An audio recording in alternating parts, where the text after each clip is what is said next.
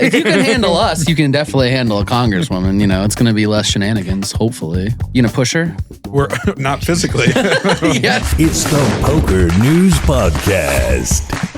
Ladies and gentlemen, welcome to episode 936 of the PokerNews Podcast. I am Chad Holloway at Level 9 Studio in Las Vegas with Ben Ludlow and Mike Holtz. Gentlemen, it's always a pleasure when I can get to town and actually join you in person. It's a pleasure for us as well to see your face in non-digital form. Yeah, usually I'm just on a TV screen or something right behind me, right? Yeah, where is that TV screen? I feel like everything's different. When you're here, it's family. You know what I'm saying? I honestly thought you would just be like a hologram. But Yeah. Well, it's going to be a good episode. We're going to talk about this $2.4 million hand that was played by Antonio Esfandiari and Alan Keating that has the whole world, poker world talking. Talk about the Jungleman fight. You probably would have won, Mike. We'll get into that. I didn't capitalize on that one. There was another controversial hand on high stakes poker we'll dive into. Lucky Chewy claims a title. We got a winner interview with him courtesy of Poker Go coming up. And our boy Jeff Platt, who is good friends with, I think, all of us, especially you, Ben, and a former co-host of the Poker News Podcast back in the day with myself and Sarah Herring. Got a promotion is the way to look at it, or I don't know, new gig. Yeah. But one that's very exciting. We'll get into that. Arden Cho is nominated for 2 Oscars. Well, the movie that she was part of. We'll talk about that. And then a poker room closing. So let's start with this hand played by Alan Keating and Antonio Esfandiari. I mean, first off, for me, it's nice to see the magician Antonio Esfandiari back in the streets. Yeah, I mean, like, he is one of the original people that made me excited about poker. I mean, a character that can also play. I guess he's still got his chops. I don't know how much he plays. He must do some private LA, nonsense with all the stars or whatever. But yeah, he's still grinding out there.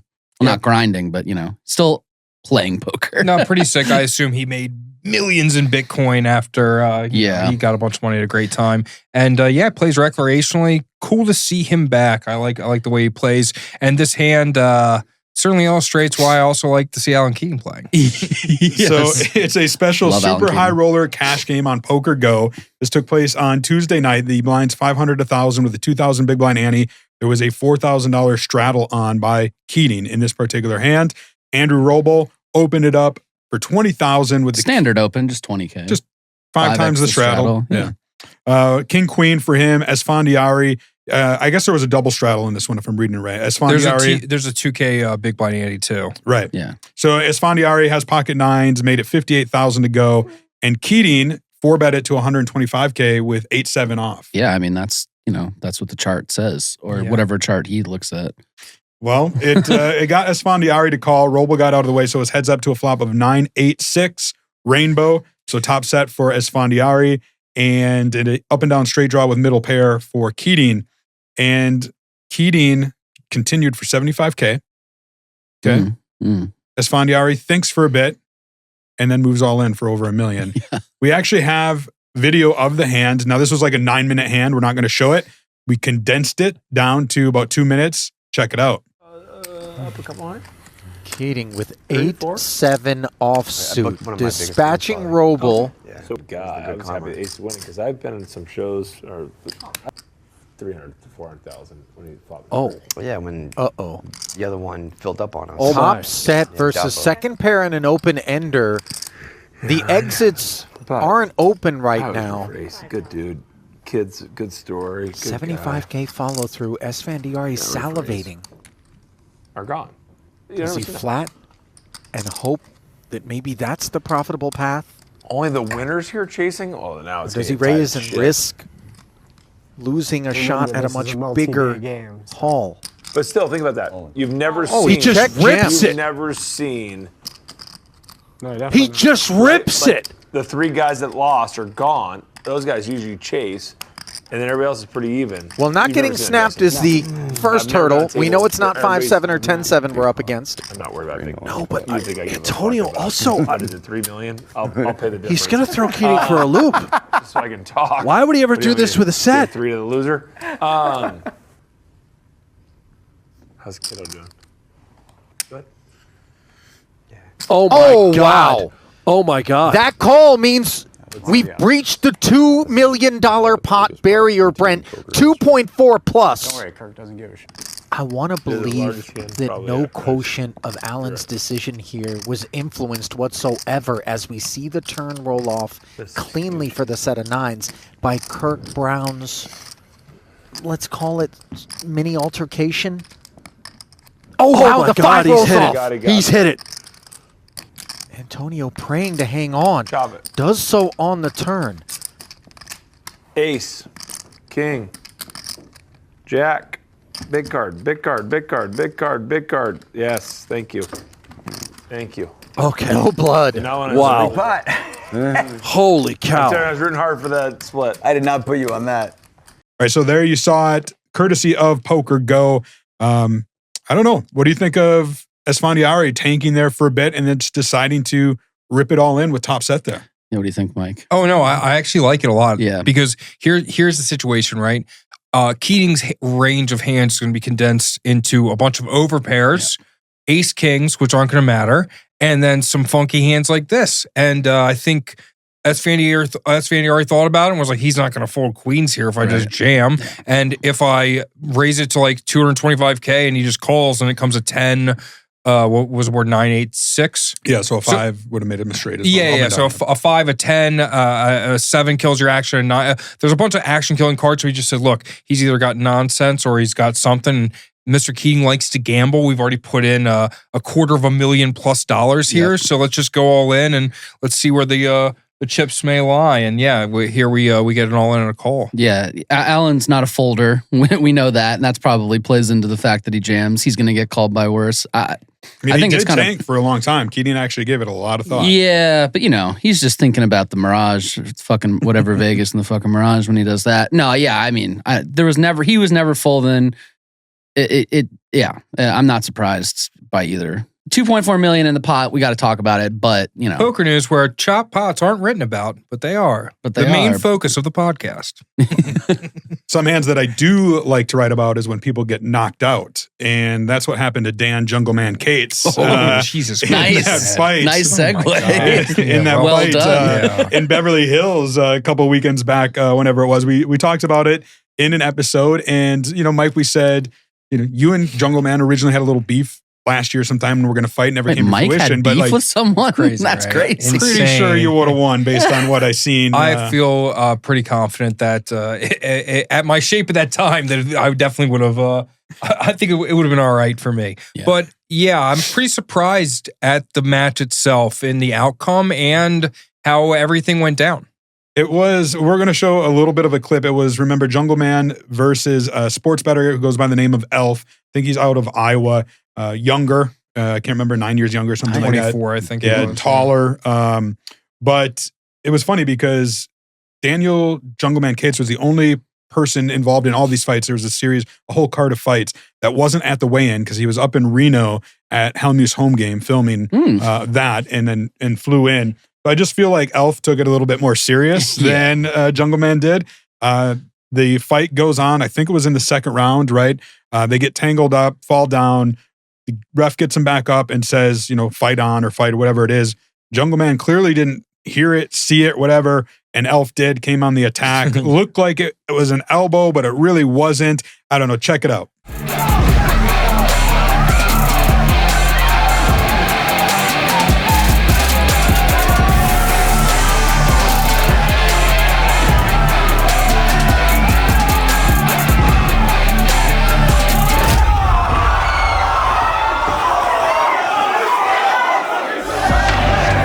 All right, so there you see it. Jungleman you got to put up your dukes. You got to be ready, I guess, man. I think with all these celebrity fights, it seems like there's never any battles. It's always like one person either really takes it seriously or has some experience and the other doesn't, and then it kind of ends like this. And I just feel like one of the things that you don't realize when you're training is that getting punched in the face feels a lot different than you think it's going to, or getting punched in the face in a fight versus sparring or whatever. And I think the first time someone gets really touched like that, they're like, oh, fuck. And then just like doesn't realize what's going to happen.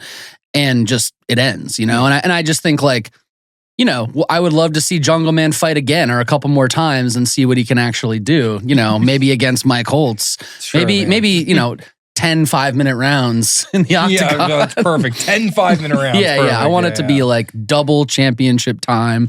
It's what was it? Muhammad Ali, I think, said everybody's got a plan until you get punched in the face. Yep. Yeah. I think that was Tyson, but I think it was Tyson. yeah, right? yeah.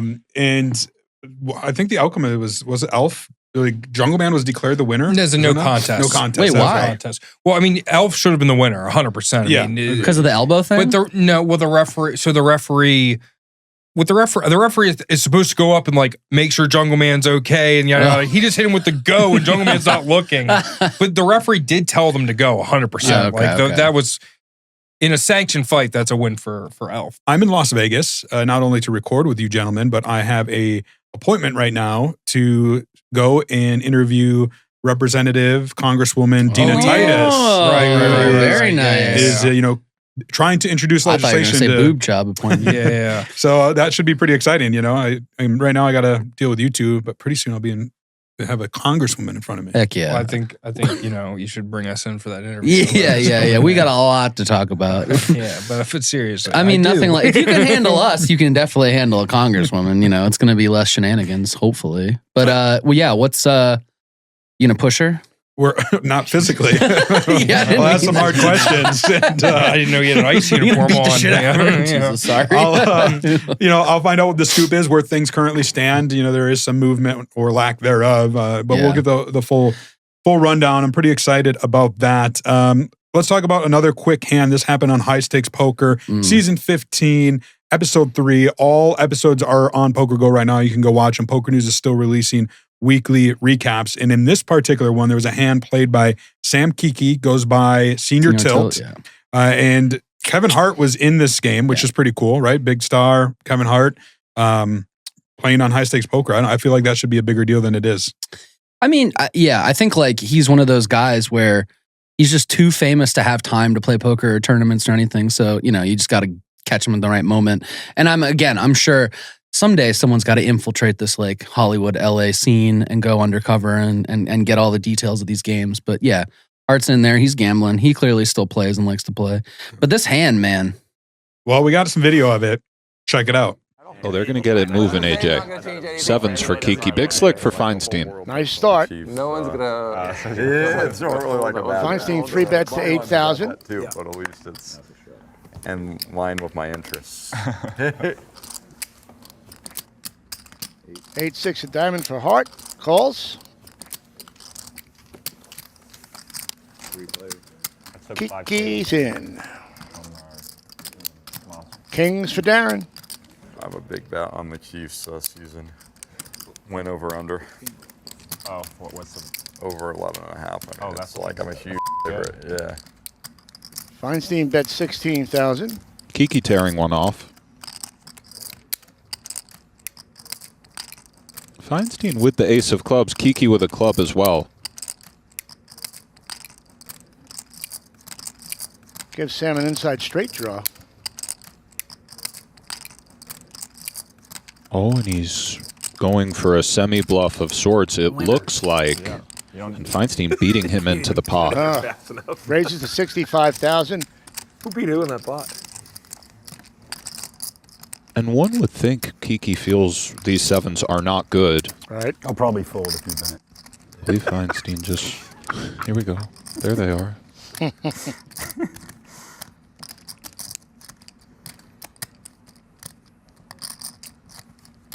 Whoop.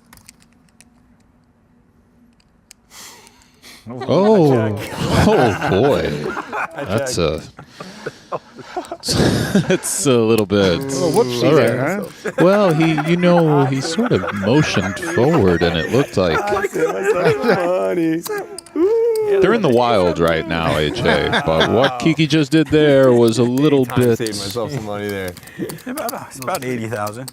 All right, so there you have it. This whole joke bet thing caused quite the stir. A lot of back and forth. I think Doug Polk did a video on it, and I got Sam Kiki responding to him on social media. In Sam Kiki's mind or words, it's between friends. They usually do that sort of thing. But I don't know, Ben, what are your thoughts on it? I mean, my thoughts are that it's a ridiculous angle, and like when you're literally doing this with a stack of flags, and then the guy is like ready to call, like I don't know. I mean, I get it because look, the guy was like acting too quickly, was about to call all this stuff. So I get it. You can kind of take that back and you're like, oh, well, you know, you're going to call. But it was still a little, you know, if this hadn't been amongst friends or if this had been in a tournament or something, I'd feel a lot differently. But it's still kind of on the edge of what I think is acceptable. I feel like it's worse among friends because I feel like at any other place, you would literally get called on your bullshit immediately. Everyone would be like, no, dude, you just bet. Shut up. Yeah. Put the money in. Whereas with friends, you can be like, he's a joke bet. I just joke with you, Ryan Feldman. It's a joke. He's a joke. I forgot. Joke bet. When he put the whole racks out. Exactly. No, what? Come on. I wouldn't bet like that. I didn't even know. What he did is horrendous. He clearly owes that man the bet. He puts the money over the line, makes the full thing, is looking at the guy. He makes the expression because it's a friendly game. This guy's just flicking in chips. He's obviously a recreational player. Pay the man his money. I don't want to hear no bullshit about, oh, it's a game with friends. It's like, no. You angled that man. Yeah. Period. Right? I think you got to know your stage as well. It reminds me a little bit of Wasserson's slow roll of Benny at the WSOP Paradise stage. Like, sure, you can do it, but like, it's just such a bad look for people who might be watching, right? Yeah. And like, 100%. That's your prerogative, then so be it. But I don't know, like save it for the home game, if you will. Especially like in my mind, and I think in a lot of viewers' mind, high stakes poker, you know, this is the 15th season, I think I said, like, is vaunted in the poker lore, if you will, right? Like there's some prestige. You're playing on it. Like if I ever had the opportunity, I would be taking it very serious to play on there and treating it with the respect, I guess. So, whereas now it's like these situations, like a glorified home game in some regards. Yeah, and I feel like so much of cash games now is like a glorified home game because of, you know, the private economy, all these things. You're not going to just get like the same lineups we used to where it's like, hey, you're going to show up, we're going to pick 9 guys to play for $1 million and you're just going to go and they're all going to be killers. It's like, well, who's going to be in the game? Like, I don't know. If my homie's not there, so one particular person is there, I'm not going to play. So like, I think that's just the reality is that these all are for the foreseeable future. I mean, unless something changes, going to be like that. So, and I bet like the Senior Tilt guy will be a little bit more careful from now on, but it was pretty horrendous. So the Poker Go Tour, because we mentioned High Stakes Poker at Poker Go Studio, has their last, not last chance series, it's a kickoff series, kicking off the new season of the Poker Go Tour. And there was a big winner in event number 1, Lucky Chewy, starting off his year in winning fashion. Well, he ended up $5,100 buy-in. It ended up being the second largest 5K in PGT history with 135 runners, which I think was a big surprise to a lot of people, including my good friend Tim Duckworth, the commish over there at Poker Go Studio, and for the PGT, because with the tax implications, I think most people were assuming that these bigger buy-in tournaments would take a dip, not actually increase. This is a 5K, right? Yeah. I think the 5K is like the bottom price point where you're going to see it not get affected, right? Even more so, I would say maybe you see more people because you get the guys in the 100Ks and the 50Ks go, shit, I'm not playing them anymore. Might as well play the 5 and 10Ks, right? Yeah. But I would have expected I would expect the 10Ks to take a hit. But if I'm wrong about that, who knows? But I feel like I've been wrong in general. Like I just thought that this tax thing would have a bigger effect on people's decisions to what they're going to play. Maybe it's like that they're just going to go for it earlier in the year or go for it because like, you know, whatever. If I win big, good problem. If I lose, I lose.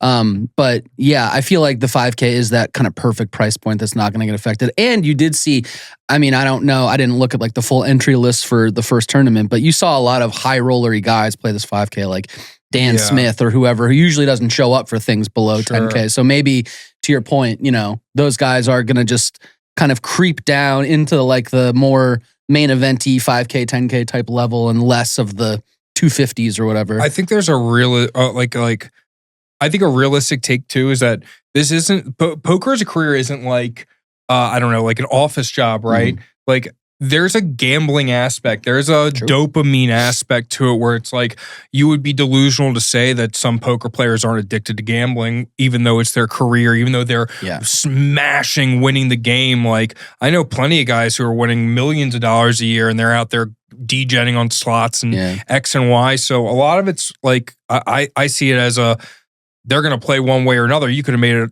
You can't write off any losses. Some of these guys would still be playing just because they want the itch. Courtesy of Poker Go, this was by them. I got the permission to air it.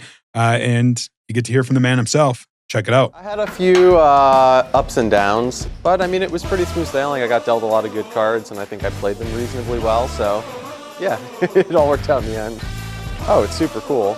I was just informed that I am not the first to go back-to-back in PGT events, but it's still quite an honor, and I'm very pleased. I had the championship run just a few weeks ago, and I didn't feel quite as confident coming into the final table. You know, you mentioned energy. For me, it's all about coherence. It's like if you have internal resistance, friction, conflict, it can manifest in ways, subtle ways, even subconsciously, that prevent you from making the best plays. But I slept really good last night, and yeah, no, I just felt really good coming into today. I'm stoked. I'm excited to keep accruing points, get back into the championship, and yeah, look to improve upon my finish just recently. So there you have it, Lucky Chewy getting it done. The kickoff series is happening right now. In fact, there's a final table taking place right now. It will be throughout the weekend, I believe. So you can go to Poker Go and check out the live stream final tables. You can also go to the PGT website for live updates leading up to it. And then looking ahead into February, they have the upcoming Mixed Game Festival, PGT Mixed Games. It looks like there are 7 tournaments, 6 different mixes, buy-ins ranging from $5,300 to $26,000. So some early mixed game action. Yeah, I'm going to fire a couple of those. Not the big ones, but the small ones. There you go. I'm retired. I will be firing. I'm retired. So I am heading down to Talking Stick in Arizona to play in the MSPT Diamond Championship. Excited about that. Kina's going to be there. She just fresh off her runner-up finish in Colorado. That was an MSPT, right? She got runner-up? Yeah. No way. I didn't even know that. Yep. Sick. Good for her. Yeah, she almost won. Fraz Jocko was third, Kina second, and Vinny Moscati took the title. Oh, wow. That's sick. Hell yeah. Good for her. Wait, who won? Vinny Moscati. Oh, yeah, Vincent yeah. Moscati. Shout out Vinny Moscati. That's crazy. Yeah. Yeah, it was a tough final good table. Good for Vinny. Yeah. And so I'll be down there looking forward to that. But then coming back to Vegas because the Poker Bowl is also taking place at the same time as the Mixed Game Series. So some good events here in Vegas. I'll definitely, less of a road dog now, but I'll definitely be in the Poker Bowl streets. Our friend Jeff Platt, former co-host of the PokerNews Podcast, he announced on Twitter that he has a new job with the World Series of Poker. He's been a long-time Poker Go broadcaster, but now is exclusively going to go with the WSOP. He's still going to be on-air talent. You see him in all the broadcasts, but he's also taking a role behind the scenes, more of like a producer. Ben, I'm sure you know a lot more about it. You are best friends with Jeff. Shout out, Jeff. Congrats, buddy. But yeah, so I think this has been a long time coming, especially with sort of the division of Poker Go, PGT, and the WSOP moving towards like their full GG, kind of like that production crew is going to be handling all that, et cetera. It made sense. I mean, he's been, his dream has always been to work on the main event, and now he's working on the main event for years.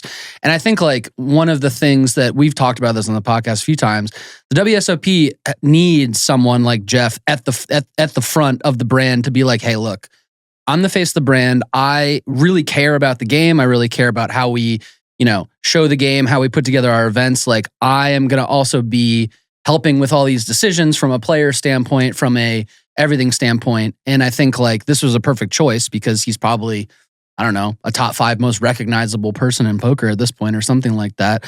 So yeah, I really like the move for them. I know this has been in the works for a long time. And so, now he's going to be focused on not just sideline and broadcasting for, obviously for Vegas, Bahamas, Prague, et cetera, but also be thinking about like the viewing experience, the player experience. Like he really like, sometimes we joke like, oh yeah, they're really passionate about this stuff, about the game. Like, no, this man cares more than anyone about the viewer experience, especially. So I would expect a lot of changes to come in terms of when you're at the World Series, any of these, how you're able to view it as a live, in person, and the viewer experience. And I think he's just, this is his full-time job now. Speaking of winning things, I think we're all hoping that Arden Cho might be able to win an Oscar.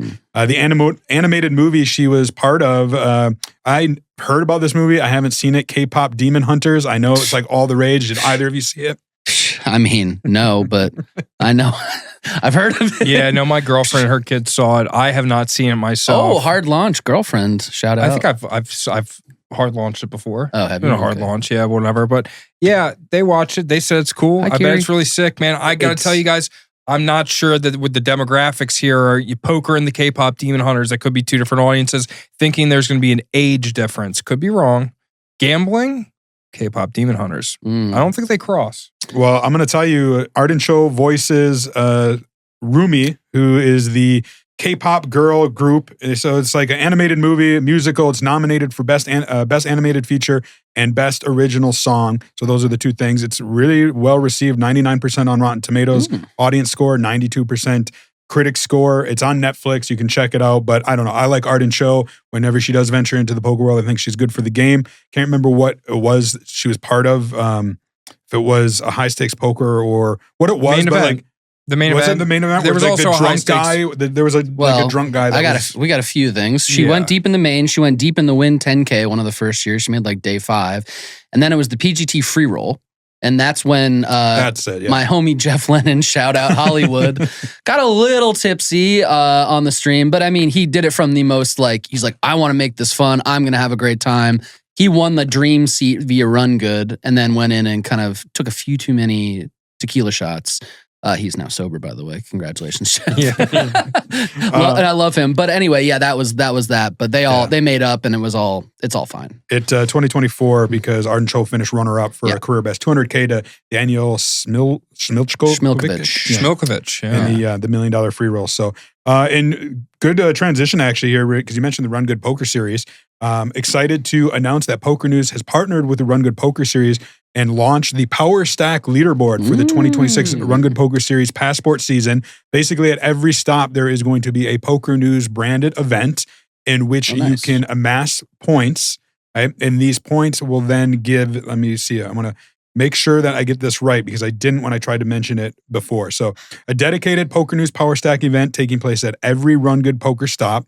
There will be a leaderboard that will earn you a $1,100 seat to the Run Good Poker Series Passport Thunder Valley main event, along with accommodation. That is July into August, right after the WSOP. So, I don't know. I love to see it. You know, PokerNews branding at these stops is near and dear to my heart. Sure, of course. And Run Good, as we've talked about many, many times, is such a well-run series and a lot of fun. Yeah. I think also leaderboards are great. Like, we need more leaderboards. I've been saying this forever. You know, that was a huge thing for Run Good when they did that first player. I mean, first of all, congratulations to Brian Winter on going to win this PokerNews, PowerStack leaderboard because he's going to every Run Good stop again. But everyone has a chance to win. Everyone has a chance to win. Probably not. Just going to be Brian. But I think leaderboards are amazing. Look, there were so many people that traveled all these Run Good stops to try and win that POI thing because it's extensive, because they report on it. They've got all the stats. Like, I love that. People love that.